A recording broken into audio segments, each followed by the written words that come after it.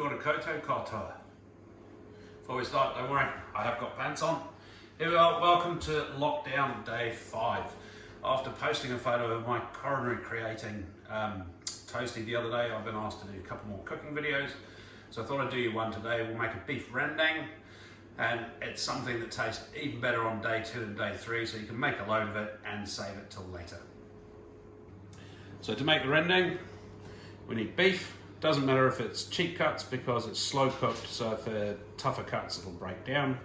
Garlic, ginger, galangal if you can find it, but most of the shops are closed at the moment. Cinnamon, cloves, star anise, cardamom, chili, lime, coconut cream, lemongrass. Again, I couldn't get fresh lemongrass, doesn't matter. If you can't get whole spices, then powdered spices will do just as well. Kaffir lime leaves. If you can't get kaffir lime leaves, just use the zest of the limes. Salt, sugar, because I haven't got any palm sugar, but brown sugar is a good substitute. Then shallots or red onions and tamarind paste, and get a decent mortar and pestle and a good knife. So the plan is to turn all of this into that. One key ingredient to make a rendang really pop is what's called kerisik, which is a toasted coconut paste. And again, that's something we can't buy at the moment, so all you do is take some coconut, grated coconut, toast it up in a pan,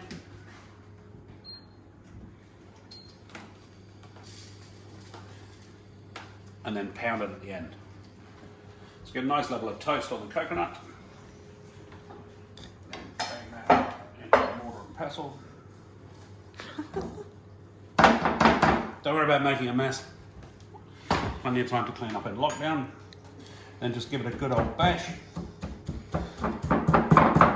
until it smooths out a bit.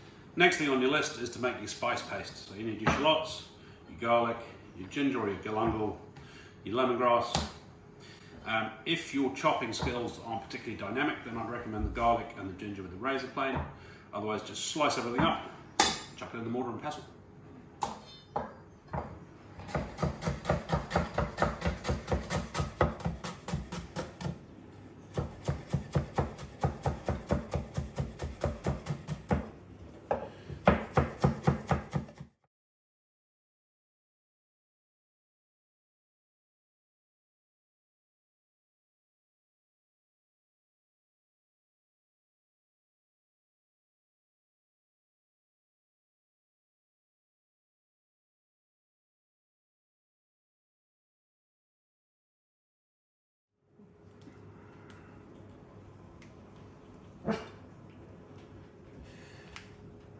So I've changed my mind on the mortar and pestle. It's going to be easier to make the paste by just putting it in a blender.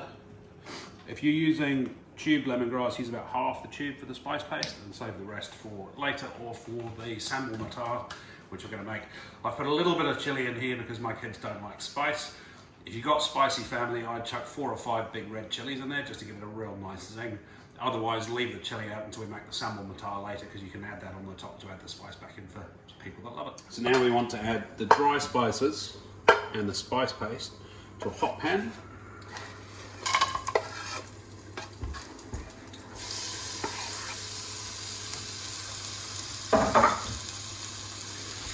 Give it a stir. This is where we want to really release the aromatic flavour. So once it starts sizzling, turn it back down just to a low simmer. Just do it low and slow until it's nicely cooked out, and that'll be the base of your curry. Once your spice paste has reduced down to about that sort of consistency, then it's time to add in your beef with a big pinch of salt. Turn the pan up and give it a reasonable sear. So once you've got a bit of colour on the meat, that takes a couple of minutes. Then chuck in a couple of good spoonfuls of tamarind paste and your coconut milk. I've mistakenly got coconut cream, so that means just add a bit of water to it, that's fine.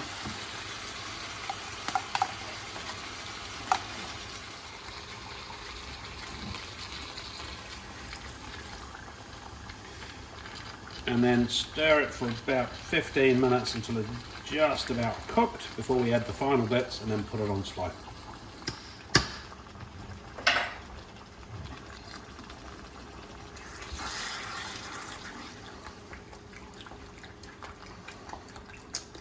So believe it or not, looking at this now, the rendang is actually a dry curry. This will all cook out, and when you add the karasik, the toasted coconut, they'll act as a thickening agent. So by the time it's finally finished cooking, it'll be a dry, super flavoursome aromatic curry. So when your meat's pretty much cooked like that and it's starting to come down, add in your kaffir lime leaves and a bit of lime zest, which you've grated earlier. Chuck on another good pinch of salt, sugar, add in your karasik, your toasted coconut,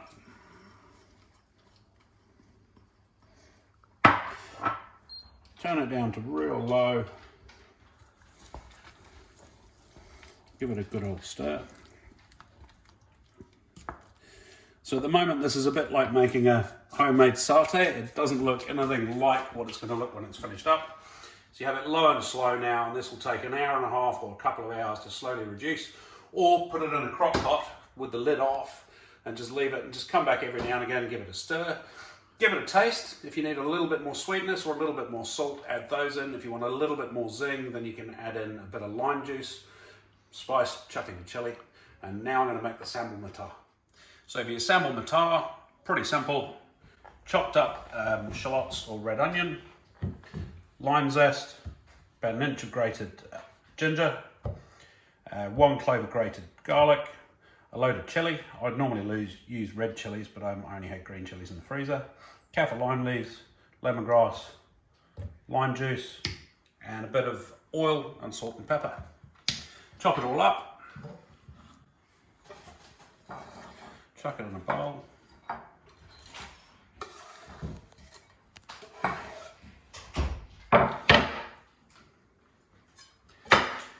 Add in your lemongrass.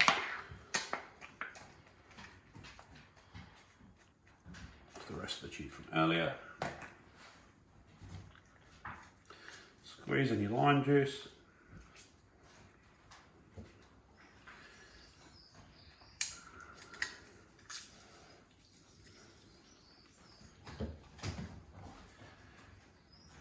One extra thing that they normally add in Indonesia, which is shrimp paste.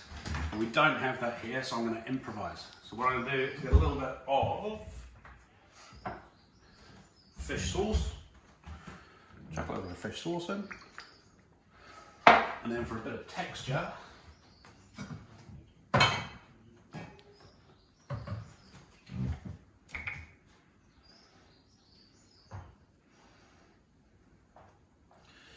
I'm going to chop up a bit of anchovy.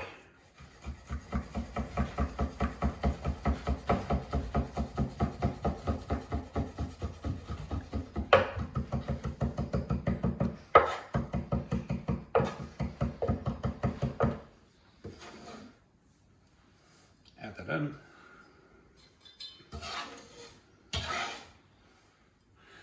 Good pinch of salt. A little bit of oil,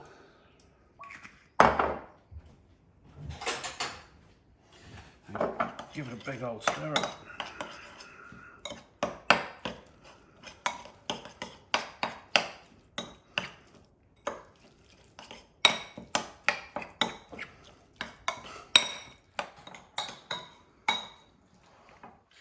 And there you have your sambal matar.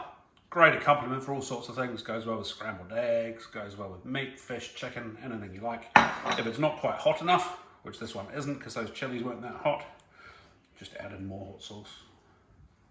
I like it hot. So you'll see it's very much reduced down now. It's completely changed colour. A lot of the liquid's evaporated. You can pull off a bit of the oil that comes through the top if you want to, just to make it a little bit more healthy. Turn the heat off. Do some rice on the side. I've done it in a rice cooker. You can do it the absorption method or just microwave rice, whatever works for you. Bit of bread on the side. I couldn't find naan bread, so roti goes really nice with it too. Bit of your rice. Nice fluffy rice. Chuck it on the plate. Grab your rendang. As little or as much as you like. I'm just doing a little bit of a show here. with a wee bit of your sambal matar. So I go full Jamie Oliver, grab a bit of bread, a bit of beef, a bit of rice, a bit of sambal, wrap it up.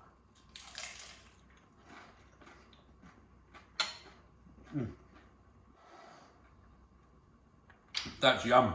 Hope you've enjoyed it. Let me know how you get on. If anyone's found it useful, let me know. I can do more depending on what Jacinda says on Monday. Enjoy the rest of your lockdown.